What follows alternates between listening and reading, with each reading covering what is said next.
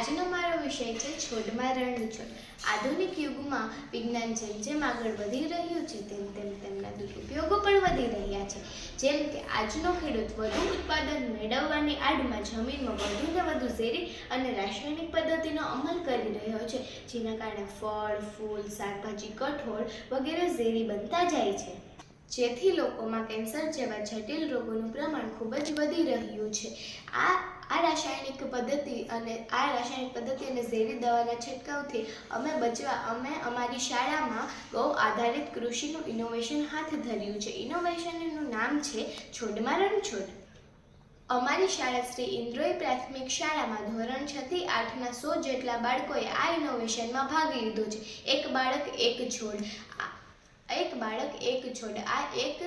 એક નવતર પ્રયોગ અંતર્ગત બાળકને એક છોડ ઉછેર કરવામાં આપવામાં આવ્યો છે. એટલે કે એક મહિનામાં 100 જેટલા નવા છોડોનું નિર્માણ અને એક મહિનામાં 100 નવા છોડોનો ઉછેર કરવામાં આવ્યો છે.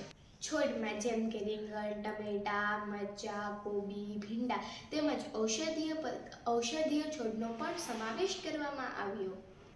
આ નવતર પ્રયોગમાં અમે ગૌ સંસ્કૃતિ સંગઠનના માર્ગદર્શન હેઠળ નહિવત ખર્ચે છોડને સારી રીતે કેમ ઉછેર કરી શકાય તે માટેના માર્ગદર્શન નીચે અમે લોકોએ આ પ્રયોગમાં સાચી સફળતા મેળવી શક્યા.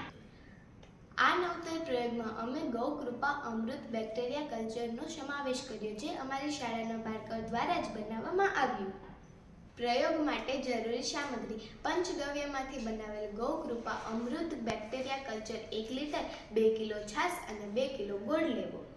આ ત્રણેય પદાર્થને 200 લીટર પાણીની ટાંકીમાં બરાબર મિશ્રણ કરી લેવું. વડના ઝાડ નીચે અને ઘડિયાળના કાંટાની દિશામાં 7 દિવસ સવાર સાંજ એક લાકડી વડે દ્રાવણને હલાવવું.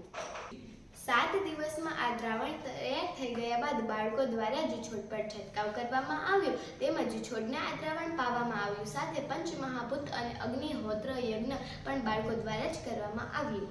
આ નવતર પ્રયોગના ફાયદા એ છે કે ગૌ આધારિત કૃષિ નહિવત ખર્ચાળ છે, જે પાક સંવર્ધક તેમજ સ્વાસ્થ્યવર્ધક છે. જમીનમાં ભેજ સંગ્રહની ક્ષમતા અને ફળદ્રુપતા વધે છે અને ઉત્પાદનની ક્ષમતામાં પણ વધારો થાય છે. આ ઇનોવેશનના ઉપયોગો: આ પદ્ધતિ બાળકોને સહેલાઈથી છોડ ઉછેર કરવામાં મદદરૂપ થાય છે તેમજ પંચમહાભૂતની સમજ પણ મેળવી શકે છે. તેના કારણે પ્રકૃતિ સાથે તાલમેલ થાય છે. વિષયનું અનુબંધના જોડાણને બાળક સારી રીતે સમજી શકે છે. આ ઇનોવેશન દ્વારા છોડમાં રણછોડ દ્વારા બાળકો ગાયના અવયવોનું મૂલ્ય વર્ધન સમજી શકે છે. જય હિન્દ, જય ભારત. અસ્તુ.